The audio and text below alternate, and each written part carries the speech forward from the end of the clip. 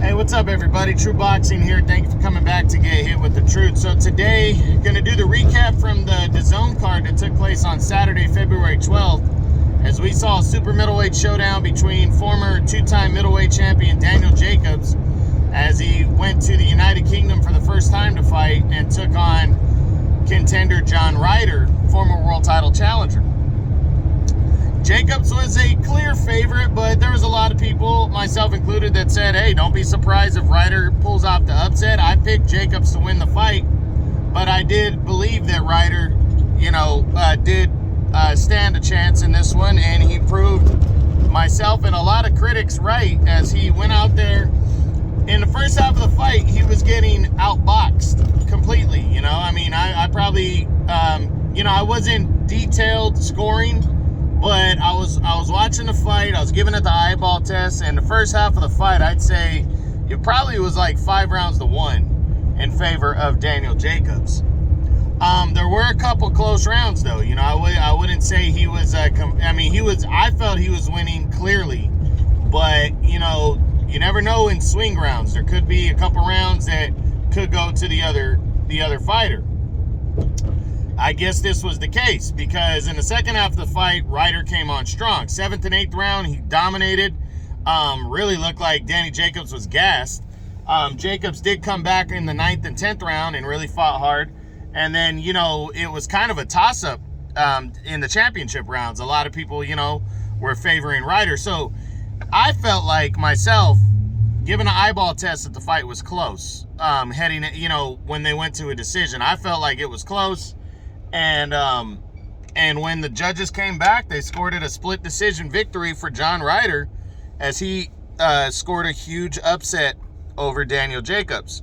But, there's a lot of people saying after the fight that Jacobs got robbed and all that, and I don't know. I just didn't see the case of that. Maybe I should go back and really detail score the fight, but most of the time I don't need to do that. And I will say this, if the fight's anywhere from 8 rounds to 4, if you cannot say that he clearly won 8 rounds, or even 7 rounds, then you cannot call a robbery, in my opinion. You can't. If it's 7-5 in any event, outside of a knockdown being scored, a great example is Kovalev-Ward. I don't know how the hell anybody gave Ward 7 rounds plus the knockdown that he suffered in order to win that fight against Kovalev the first time. To me, that's bullshit. There's just no way. I clearly had Kovalev winning 6 rounds plus the knockdown, so if he won any more than that, he won the fight. This was, some people had it 8 rounds to 4 for Jacobs. If that's the case, I asked the guy the other day, I said, well, did you clearly have those 8 rounds? Absolutely, without question, were any of those rounds close? And if they were, you never know what the guys who were scoring saw, especially when they're scoring from one side of the ring. This is why I've always been a big proponent of, and this is just my idea, you have the 3 judges sitting in a booth with a TV monitor, because I'll tell you this, if the referee is missing things when the fighter's back is to him, then the judges that are sitting on one side of the ring or another are not seeing everything that's going on. So I believe a TV monitor is the proper evaluation for a judge. It'll get you perfection on the fight, or damn near it. And nothing's ever going to be perfect, but you get close to perfect. And that's what we want. We want the accurate fighter winning the fight. But again, I felt John Ryder did enough in that second half to make the fight close. And again, even if you had it 7-5 and there were no knockdowns, you never know. A swing round could make it a draw. 2 swing rounds could make it in favor of the other fighter, in this case, John Ryder. So, for me, if Jacobs would have been able to keep up the pace that he had in the first half, he would have won that fight clearly.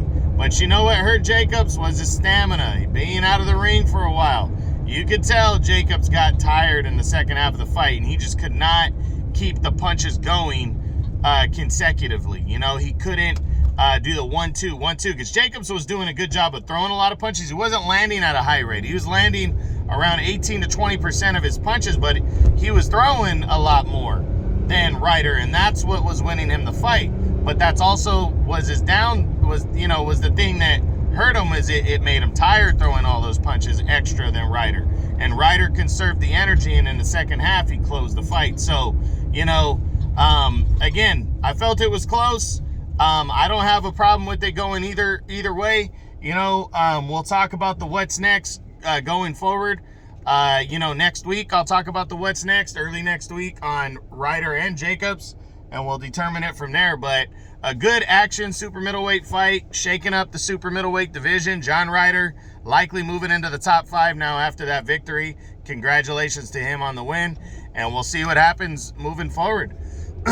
But that's it. That's what I got. That's my recap from the Saturday, February 12th, DAZN card that saw Danny Jacobs and John Ryder compete in a super middleweight showdown.